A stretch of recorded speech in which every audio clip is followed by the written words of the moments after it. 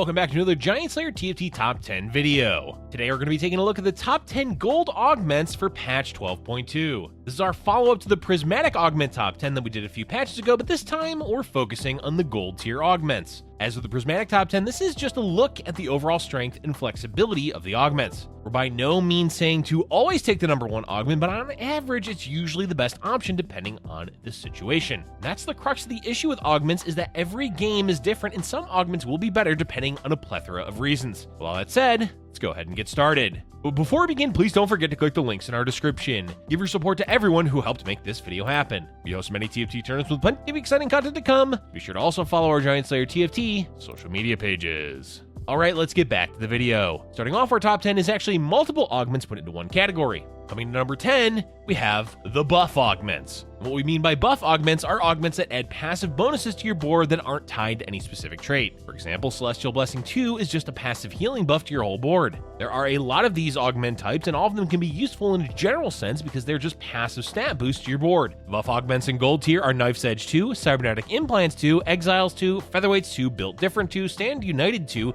Makeshift Armor 2, and Celestial Blessing 2. Not all of these are created equal, as some of them are better depending on the situation. Featherweights 2, for example, only applies to 1 and 2 cost units, so a late game board using 4 and 5 cost champs won't get that much value. But early on in the game, Featherweights 2 can put you on a win streak since all of your champions are low cost units. Or in the case of Celestial Blessing, providing Omnivamp to your whole team is just generically useful regardless of your comp. The point is that these augments aren't going to be the best option when it comes up to more specific augments, but are always a valid option if you're unsure what augment you want to take. Want a strong early game? Featherweights, Built Different, and Cybernetic are great for that. Missing out on healing? There's Celestial. Pulling your frontline AD comp? Knife's Edge. There's so many situations that these augments can be used in that make them a viable option.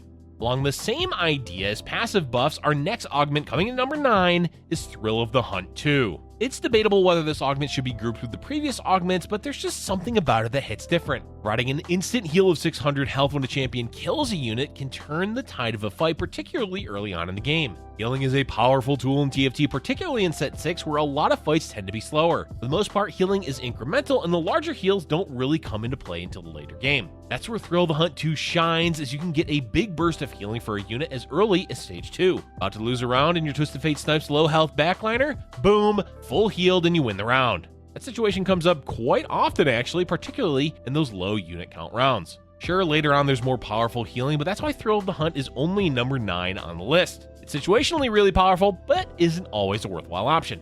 Up next is an augment that can be very hit or miss. Coming to number 8, we have Ancient Archives. Ancient Archives gives you a free tome of traits that you can then sell to be given a list of 4 traits to choose from. Generally, 2 of those traits will always be from your board, and the last 2 will be at random. There's some jankiness to these rules, but that's the basic idea behind the tome. Of course, that randomness is what really holds back this augment, because sometimes you're just not going to get a useful synergy when you sell the tome. That said, there are plenty of times when Ancient Archives can be helpful, particularly when you're looking for an emblem of a trait that you can't make from a spatula. Are you desperately in need of an Innovator emblem? Well, taking this augment can potentially get you one. Trying to hit 7 Syndicate when you don't have a spat? Archives may save you.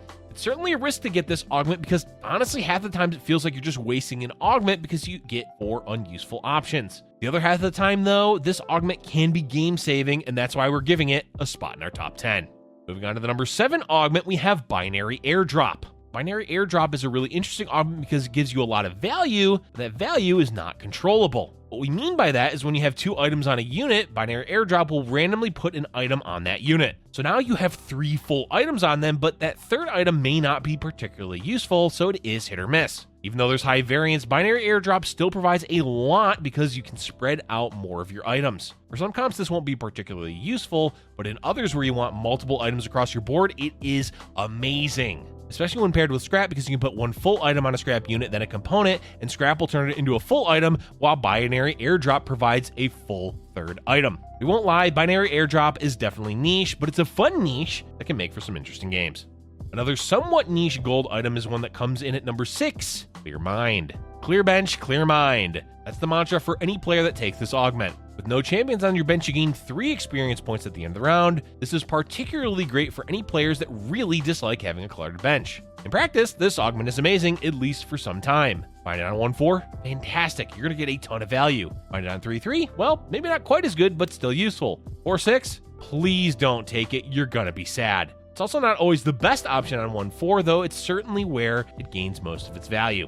In general, any augment that provides gold or gold efficiency is going to be high in value. Clear Mind is a bit lower on that list simply because not being able to use your bench can be limiting for your board, and it can be difficult to balance correctly. But if you're well versed in the art of clear bench, clear mind, then this augment is for you. We're at the halfway point of our top 10. What better augment to have right in the middle than our number 5 augment, Rich Get Richer?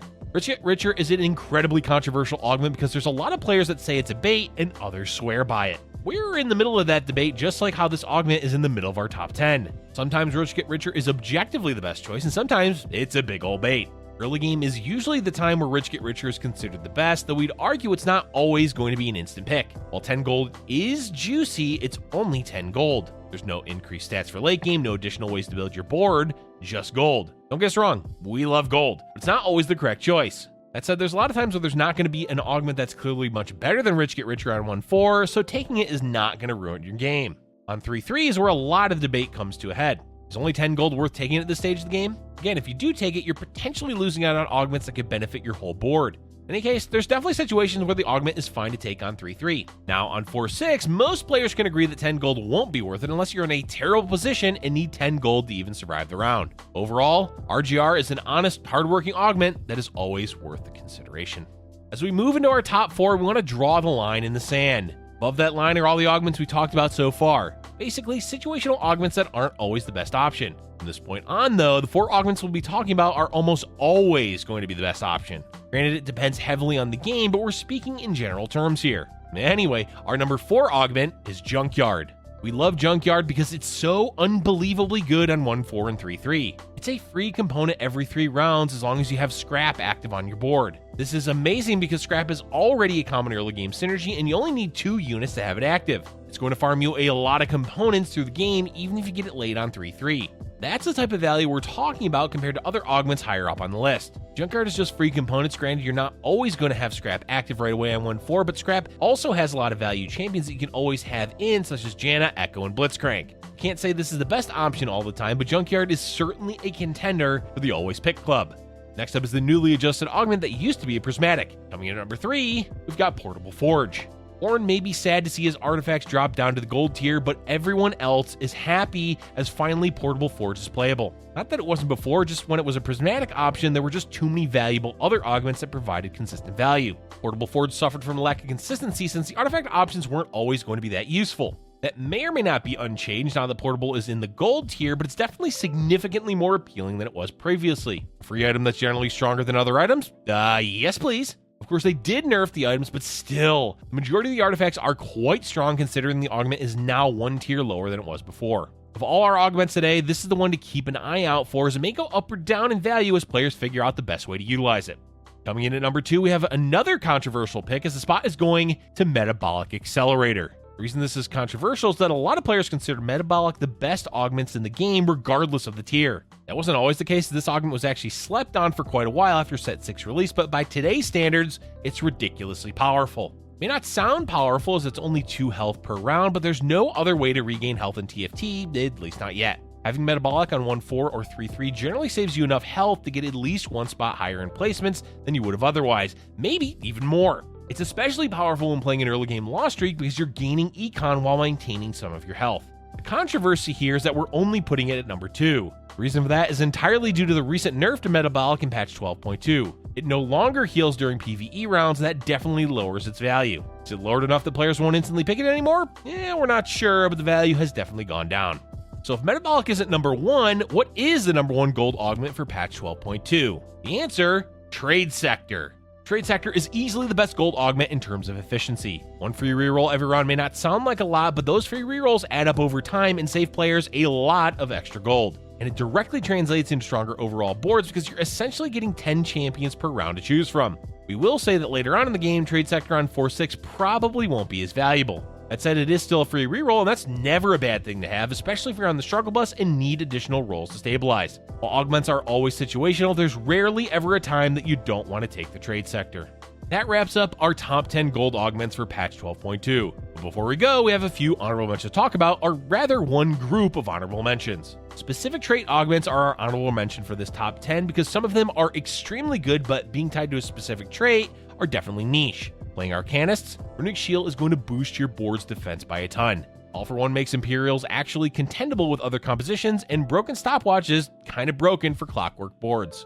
Point is, none of these augments are playable randomly, but situationally, they are super powerful. That's it for today's video, folks. Overall, there's a lot of solid choices for gold augments. Again, we need to reiterate that augments are entirely situational, and there's almost always an argument for taking one over the other. Being willing to play flexibly is the best advice that we can give. Let us know in the comment section below what your top 10 is for gold augments. Thank you for watching, and if you're enjoying our content, be sure to hit the like button and subscribe for future Giant Slayer TFT videos.